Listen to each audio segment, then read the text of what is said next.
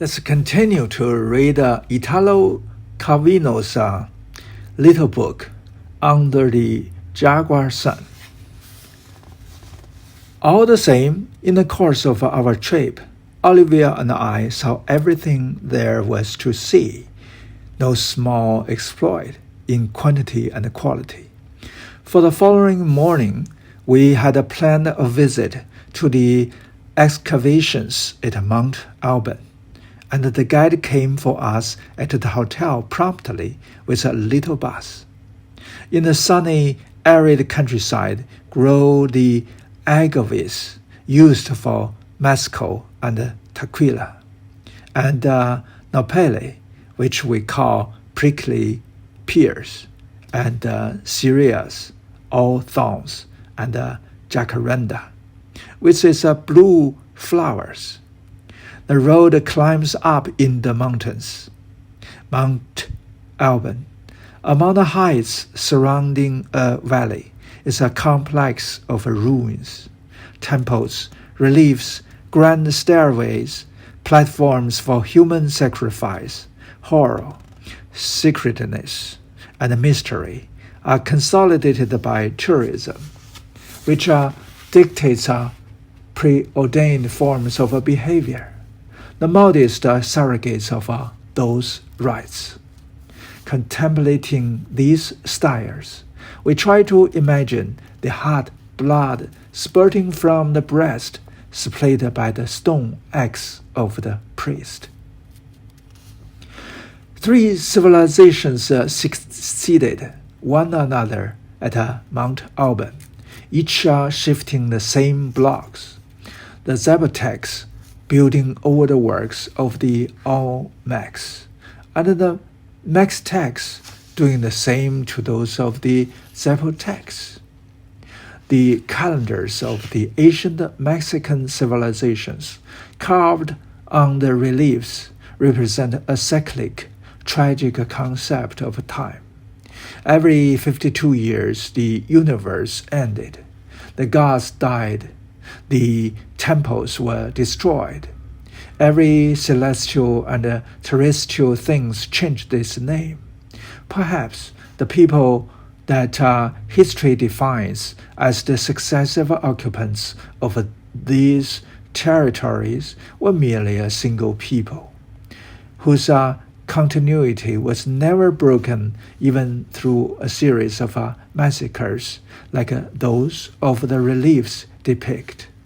Here are the conquered villages, their names written in hieroglyphics, and the god of the village, his head hung upside down. Here are the chained prisoners of war, the severed heads of the victims. The guide to whom the travel agency entrusted us, a burly man named Alonso, with flattened features like a Olmec head, O Mexitec, Zapotec, points out to us with an exuberant mien the famous bas reliefs called Los Danzanetes. Only some of the carved figures, he says, are portraits of dancers, with their legs in movement. Alonso performs a few steps. Others might be astronomers, raising one hand to shed their eyes and study the stars. Alonso strikes an astronomer's pose. But for the most part, he says, they represent women giving birth. Alonso acts this out. We learn that this temple was meant to ward off difficult childbirth. The reliefs were perhaps votive images. Even the dance, for that matter, served to make birth easier.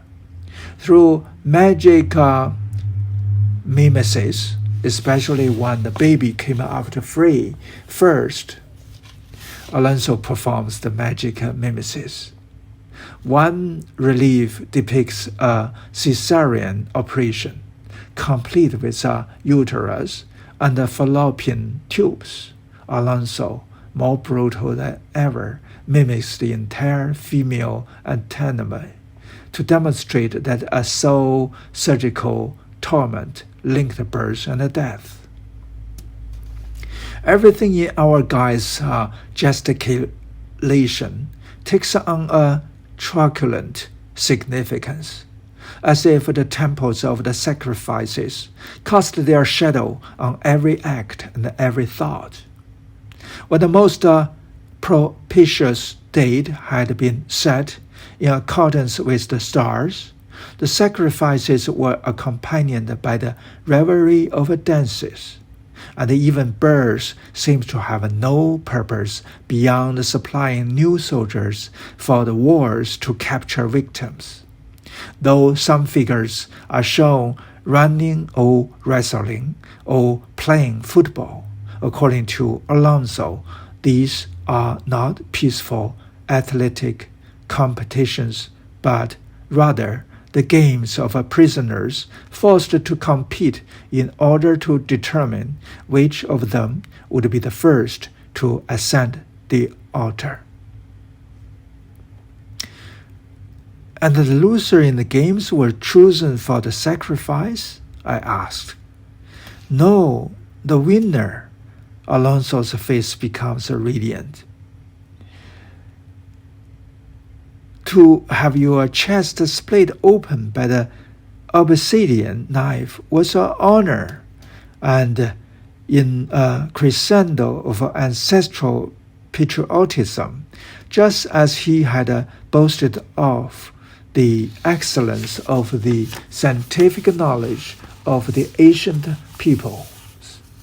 So now this worthy descendant of the Olmecs feels called upon to exalt the offering of a throbbing human heart to the sun to assure that the dawn would return each morning and illuminate the world.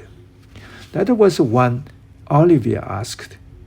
But what did they do with the victims of bodies afterward? Alonso stopped. Those limbs, those entrails, Oliver insisted. They were offered to the gods. I realized that, but practically speaking, what happened to them? Were they burned? No, they were not burned. Well, what then? Surely a gift to the gods couldn't be buried, left to rot in the ground. Las Zeppalotes, Alonso said. The vultures, they were the one who cleared the altar and carried the offerings to heaven. The vultures, always, Oliver asked further, with an insistence I could not explain to myself. Alonso was evasive, tried to change the subject. He was in a hurry to show us the passages that connected the priests' houses with the temples, where they made their appearance, their faces covered by terrifying masks. Our guide's pedagogical enthusiasm had something irritating about it, because it gave the impression he was imparting to us a lesson that was simplified so that it would enter our poor profane heads, though he actually knew for more, things he kept to himself and took care not to tell us. Perhaps this was what Olivia had sensed, and what, after a certain point, made her maintain a closed, vexed silence through the rest of our visit to the excavations and on the jolting bus that brought us back to Oaxaca. Along the road, all curves, I tried to catch Olivia's eyes as she sat facing me. But thanks to the bouncing of the bus, the difference in the level of our seats, I realized my gaze was resting not on her eyes, but on her teeth. She kept her lips parted in a pensive expression, which I happened to be seeing for the first time, not as the radiant glow of a smile, but as the instruments most suited to their purpose, to be dug into flesh, to sever it, tear it, and as you try to read a person's thoughts in the expression of his eyes. So now I look at those strong, sharp teeth and sensed there a restrained desire, a expectation. I think I should stop here. We will read it next time.